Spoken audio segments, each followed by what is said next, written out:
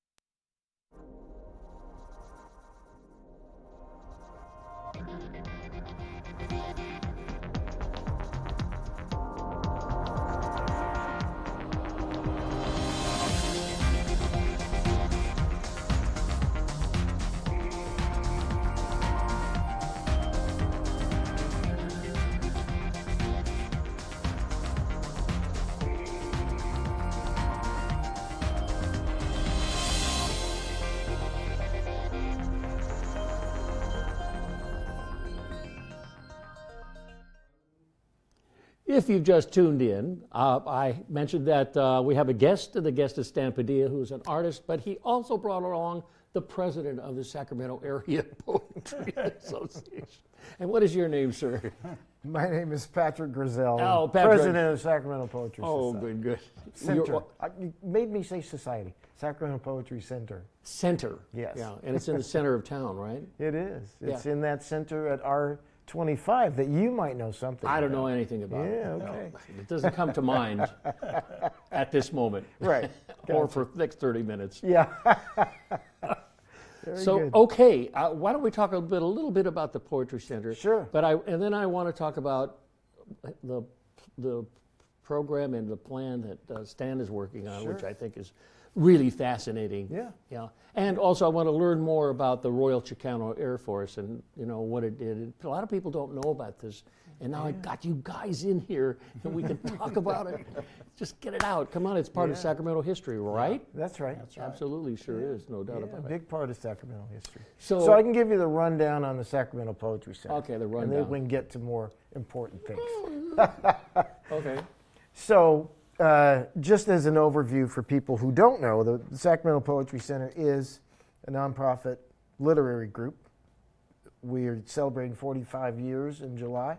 We'll have a big party for that. Whoa. We have events every week, at least every Monday. We have a reading, which is either an open mic or a featured reader So that situation. if I can bring in my my brand new poetry, poem then and my read brand it. new poem. Yeah. It doesn't And- rhyme. That's right. That's right. That's the name of the Any poem. kind of poem, yeah, any kind of poem that you want. We're definitely gender or genre neutral, I should say, because there was a time when it felt like the Poetry Center was sort of the place for traditionalists, Yes. which was not true, but it felt like that to some people.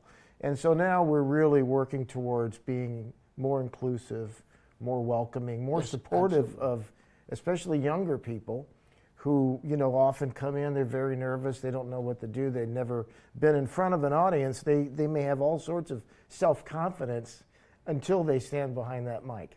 And we want them to feel like it's okay, it's a safe space, supportive space.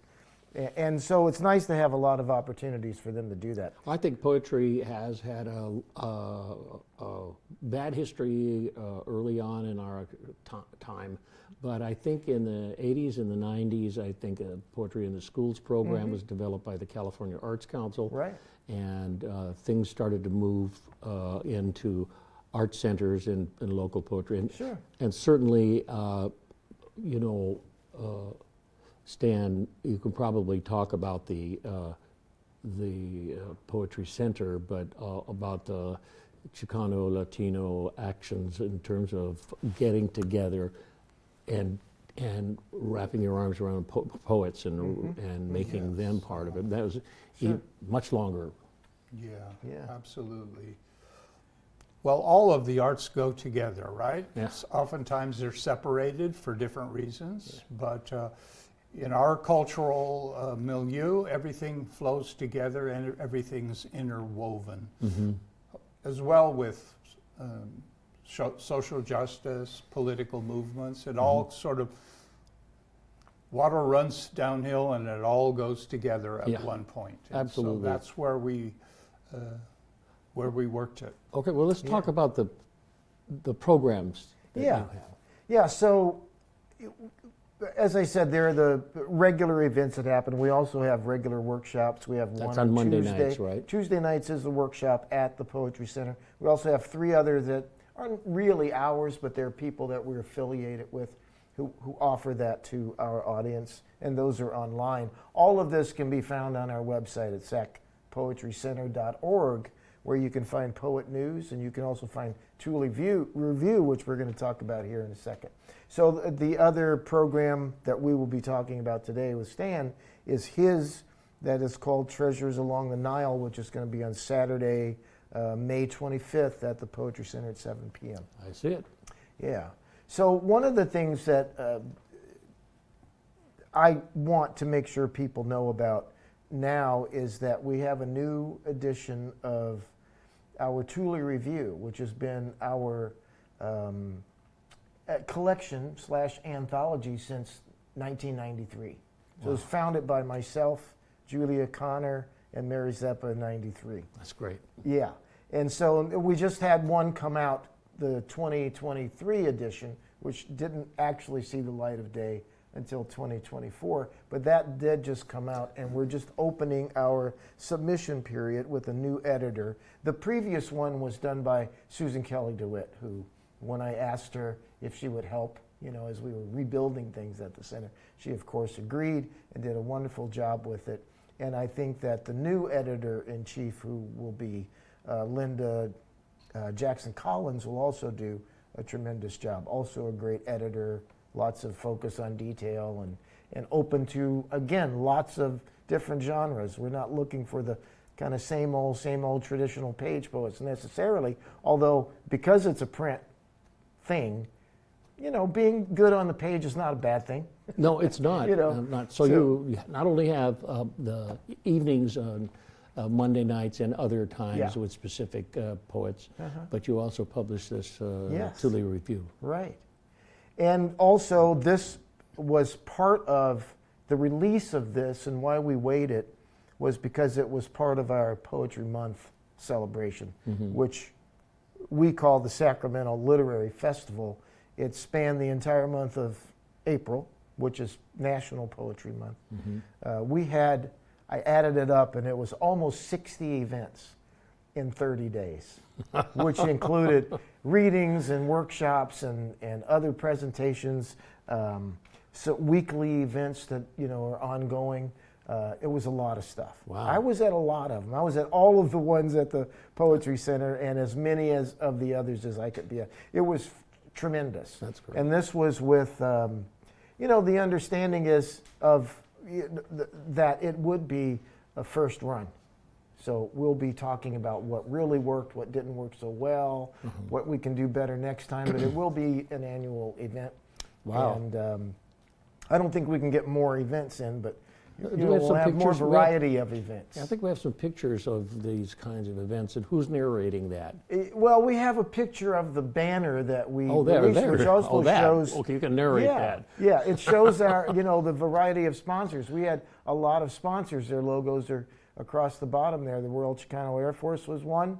The R25 Cal Stage group was one. So a lot of people supported it and hosted events. So it wasn't just events in our space. There were a lot there, but it was a community-based thing. So we had events at the Crocker and events at venues that typically wouldn't have poetry events. So I think we'll build on that and do a lot more with it. So great. And how can next time. I'm listening to this, and I know I'm not going to remember it. Right. I'm watching you talk. Yeah. And I'm thinking, I'll not remember all those Right. things. What would you suggest people do?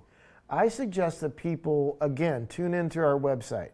First of all, come on a Monday night, 7:30 every Monday, show up. It'll be fun, And if you want to read, you can. And you're at Most of them- R25 in Midtown, right? Easy to get to? 25th and R, really easy to get to. There's parking there and parking, pretty easy parking outside the courtyard if it's filled when you get there, which often it is, But yeah, and go to sacpoetrycenter.org, which is our website, and everything's updated there.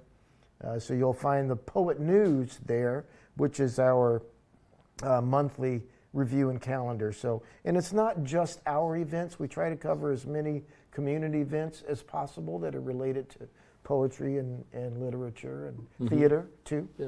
We as talked well. before the show about people being afraid to present their poetry, and that this is a kind of place where you can get away with that. That's right. And people have been, their lives have been changed because they're up in front of like 30 or 40 people, Right. and they're reading their poetry, and they're seeing these eyes and these heads nodding at them, Yeah. and they're going, I'm Holy cow. somebody. Yeah, yeah. Well, we even went so far as to include that in our, what we're calling our code of conduct, which is about how we treat people in that space. And there's one section of that code that specifically says newcomers will be especially welcomed, young people even more so. Absolutely. So they come in knowing that they're not being judged, they're being listened to and appreciated. And if they're nervous, fine. We all are nervous at that point in our, Amen. We have some B-roll, process. I think Yeah. we're starting to have. So why don't we have a look at that? I'm not sure what it is, what it Okay, means, great. but you can narrate it. One of you guys jump Okay. in, and I'll go for a We'll Coca-Cola. go for B-roll.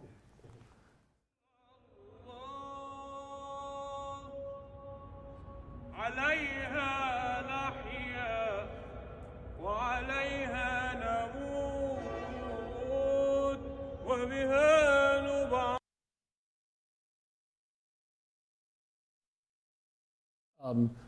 We kind of jumped from We did jump. portrait. That was jumped. quite a jump. I don't zoom in. Quite The a segue jump. was That's shaky. okay because we can just tune in. Okay, Yeah. very good. Yeah, that was the call to afternoon prayer. And it was special because it rained that day, which is unusual in Egypt. And so what he was calling in that chant he was chanting was come wash, because you can't go to prayer without being going through ablutions. You have to wash. And so that's what he was saying. Go out in the rain, and wash naturally and come in and let's face Mecca together. Fantastic. Yeah. And tell me about Treasures Along the Nile. Is this a project you're going to present at the theater? At the Poetry Center. Yeah, Poetry could you start that out? The Sure. dates and- Sure. So again, and I'll back up a little bit because one of the things that, Stan and I have known each other on the outside for a very long time, where I think we're finally, getting to spend some time together and getting to know each other Good. in a different way. So one of the things that happened during our Poetry Month at the Poetry Center was a reading of the reading in San Francisco at the Sixth Gallery that happened on October 7th, 1955. It was the reading where Allen Ginsberg read Howl for the first time, and everything related to poetry in America, particularly on the West Coast, changed. It all changed that night. So, and I posted something on Facebook about, just acknowledging that anniversary. And Stan wrote back and said, we really should read that poem. That poem needs to be heard again. And I said, why don't we read all of the poems that were read that night? And so we did. We did a reading called, what did we call it? Howl Again or something Howl like Again. that. Yeah. And so we read every poem. We included all of the other poets who read that night and read every poem. So that became part of our Poetry Month thing. And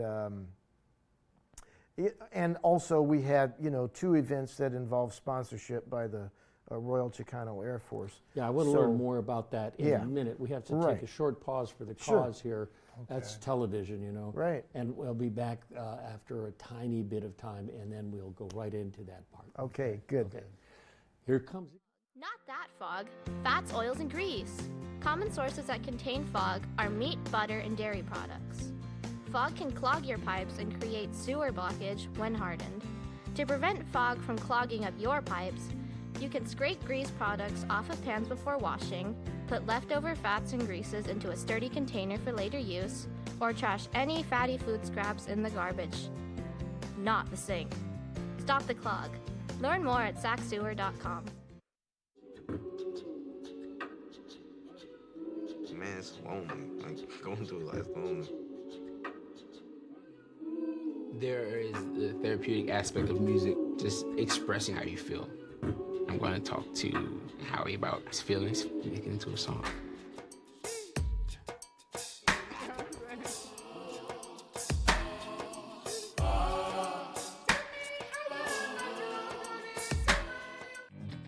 Stampadilla, Yes, sir. how are you? I'm good. Good, I'm Good, glad. good, Welcome good. back. Thank you. And we would like you to talk about this upcoming program called Treasures Along the Nile. Yes. Why don't we do that first? Okay. So on Saturday, May 25th, I just returned from Egypt from a artistic and spiritual journey. And so it was a poetic journey. I just didn't take the straight roads. We used the words and the hieroglyphs, and we spoke and we studied. And so on the 25th, I'm going to give a kind of a condensed version, because now I'm beginning to see patterns that emerge that I didn't see in Egypt. I see. You know, and temples, light, portals, moving forward, where the ancient has relevance for contemporary times. You know, so that's what will be in this presentation. Oh, this is great. This is great. And so it's on Saturday night at 7 p.m. Saturday night, May 25th. Everyone's invited. It's free. Okay. Yeah. I mean, what else could you ask It sounds for? like a trip to Egypt without having Oh, to it go. will be, without going there. Yeah, without going there. Oh, and having the significance of some of the impacts that it made on you. Yeah, absolutely. So we have a little B-roll on this. Let's have a little look at, we call it B-roll. Yes, Let's have a look on that little clip. So what we're looking, this is the Aswan area, Nubian country, New Nubia on the Nile. And this is one of the most beautiful places. This is where all the stone of Egypt was quarried, was in Aswan. So this is one of the most beautiful areas. So this is cruising north on the Nile from the Sudan, heading towards Cairo and the Mediterranean again. Wow, thanks. That's really a nice thing. I wanted to just jump on the boat. I did too. I'd like to still be there. Oh, good. Let me jump in on something there Yeah. because it's funny. We were trading messages. We were working on this Howl event while he was in Egypt, you know, trying to make sure we had things going. And, you know, I get a message from him that says, I'll get back to you later. I'm floating down the Nile on a boat under the full moon. And I just closed my folder and went, I'm not. I'm not. Yeah, Well, that he's was going to great. bring the Nile here a little closer That's so right. you'd be That's able right. to enjoy. Yeah, and it'll be a mixed media, multimedia Yeah, event oh, with, you know, absolutely. conversations, Provocative thought, displays. and- philosophy, Yeah. you know, worldviews. And I bring it from the perspective of post-colonial history, Sure. because we have Egyptology and then we have Kemetology.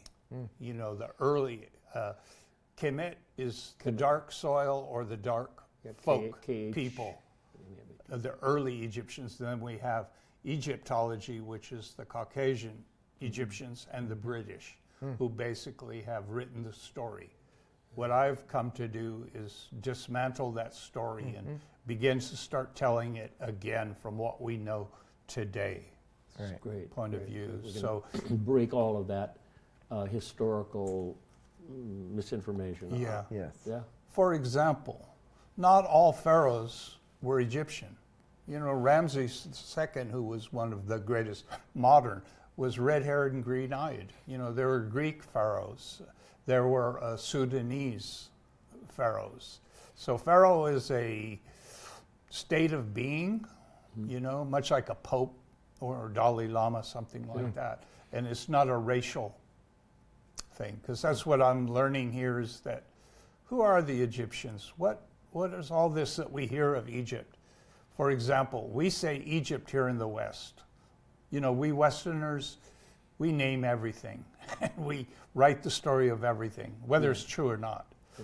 And but it's actually the Arabic Republic of Egypt, because this is an Arabic country now. Now, 90% Arabic, Sunni Egyptian Arab. is not Arabic.